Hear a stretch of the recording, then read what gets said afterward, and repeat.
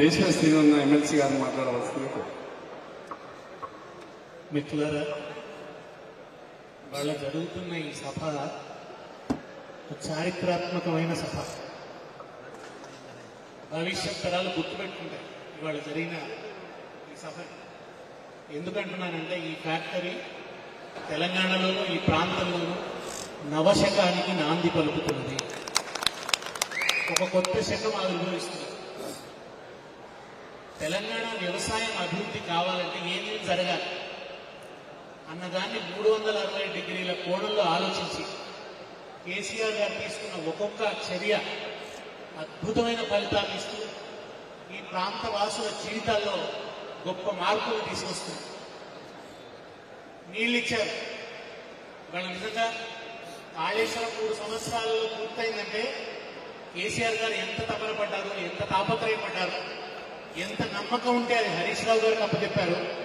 ఆయన ఎంత శ్రమించారు, ఎంత శ్రమిస్తే ఎన్ని డిపార్ట్మెంట్లను సమన్వయం చేస్తే, విద్యుత్ కావచ్చు, ఇరిగేషన్ కావచ్చు, రకరకాల డిపార్ట్మెంట్లను సమన్వయం చేస్తే 3 సంవత్సరాలలో ఒక బహుళార్థ సాధక బహుళ ఎత్తిపోతల ప్రాజెక్టుని 3 సంవత్సరాల్లో పూర్తి చేయడం కనుక ఎంత నిబద్ధత ఉండాలి, ఎంత తపస్సు ఉండాలి, ఎంత తపన ఉండాలి, ప్రజల మీద ఎంత ప్రేమ ఉండాలి. అంత ప్రేమ ఉంటే కాళేశ్వరం సాధ్యమైంది. మామూలుగా తిట్టడం, మారవడం, మైకులు కొట్టుకుని ఉపన్యాసాలు చెప్పడం చాలా తేలిక, మాట్లాడడం చాలా తేలిక, ఫలితాలు చూపించడం చాలా కష్టం. అట్లా అద్భుతమైనటువంటి ఫలితాలు చూపించారు. చెరువుల్ని బాగు చేస్తున్నారు, కరెంటు బాగు చేస్తున్నారు. వీటన్నిటితో పాటు పంట మార్పిడి జరగాలి. అందరూ వరే పండిస్తున్నారు. దాని నుంచి ఇప్పుడు వాళ్ళ మద్దతు ధర అనేది కేంద్రం చేతుల్లో ఉన్నది, లేదా మన ఎరువులకు సంబంధించి కేంద్రం చేతుల్లో ఉన్నది. రాష్ట్రం పరిధిలో ఉన్నంతలో రైతులు నిలబెట్టడానికి ఏమేం చేయాల్సిన అన్ని కోణాల్లో చేసే ప్రయత్నం బీఆర్ఎస్ ప్రభుత్వం చేసింది. అందులో భాగంగా పంట మార్పిడి జరగాలి, వరికి బదులు ప్రత్యామ్నాయ పంటలకు వెళ్ళాలి, అది రైతుకు లాభసాటిగా ఉండాలి. దానికోసం పామాయిల్ సాగును పెంచాలనే ఒక దీక్షతోని ఈ పామాయిల్ సాగును పెంచడానికి చేసిన ప్రయత్నాల్లో భాగంగా ఇవాళ సిద్దిపేటలో ఈ ఫ్యాక్టరీ అవతరించింది, ఆవిష్కరణ చేయబడ్డది. నేను ఇవాళ కేసీఆర్ గారికి మనసులో సహస్రదా కృతజ్ఞతలు చెప్పుకుంటున్నాను. ఎందుకంటే 2, ఒకటి, ఆయన సిద్దిపేటను ఎంతో ప్రేమించారు, అహరహం కృషి చేసి తాను అభివృద్ధి చేశారు. తాను ఉద్యమ అవసరాల రీత్యా సిద్దిపేటను వదిలి వెళ్ళవలసి వచ్చినప్పుడు తన ప్రాణప్రదమైన సిద్దిపేటను తనకు ఎంతో విశ్వాసపాత్రుడు, అభిమాన పాత్రుడు, ప్రేమ పాత్రుడైన హరీష్ రావు గారికి అప్పచెప్పారు.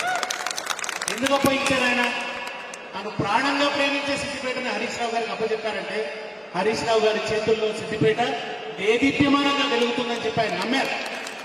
కనుకనే ఇవాళ రంగనాయక సాగర్ ఒక విప్లవం, రైలు రావడం ఒక విప్లవం, ఇవాళ ఈ ఫ్యాక్టరీ ఏర్పడడం డెఫినెట్ గా ఒక విప్లవం. ఆయన 1,50,000 మెజారిటీని పొందాడంటే జిల్లా కావడం, అదేమి మెడికల్ కాలేజీ రావడం ఒకటి కాదు. అసలు చెప్పుకుంటూ పోతే చాంతాడని తెలుస్తుంది. ఇంకో విషయం కూడా, ప్రభుత్వం ఉన్నప్పుడు మాత్రమే సిద్దిపేట అభివృద్ధి కాలే, అధికారం ఉన్నప్పుడు మాత్రమే సిద్దిపేట అభివృద్ధి కాలే, ప్రతిపక్షంలో ఉన్నప్పుడు కూడా హరీష్ రావు గారు నిత్యం శ్రమించి సిద్దిపేట అభివృద్ధి చేశారు. ఎక్కడి నుంచి ఏం బడ్జెట్ తీసుకురావచ్చు, తీసుకొచ్చిన బడ్జెట్ సద్వినియోగం ఎట్లా కావాలి, అది ప్రజల జీవితాల్లో ఎట్లా ప్రతిఫలించాలి, ప్రతి కుటుంబాన్ని తన కుటుంబంగా భావిస్తాడు ఆయన. ఆయనకు వ్యక్తిగత సంబంధం అంతటా కూడా ఇవాళ తెలంగాణలో ఉన్న ప్రతి నియోజకవర్గం కూడా మాకు హరీష్ రావు గారు లాంటి ఎమ్మెల్యే ఉంటే బాగుండు అని అనుకునే స్థాయికి ఆయన సిద్దిపేట తీసుకుపోయినాడు. వట్టిగా రాదు కదా మెజారిటీ, ఎంత ప్రేమ పెంచుకుంటే వస్తుంది.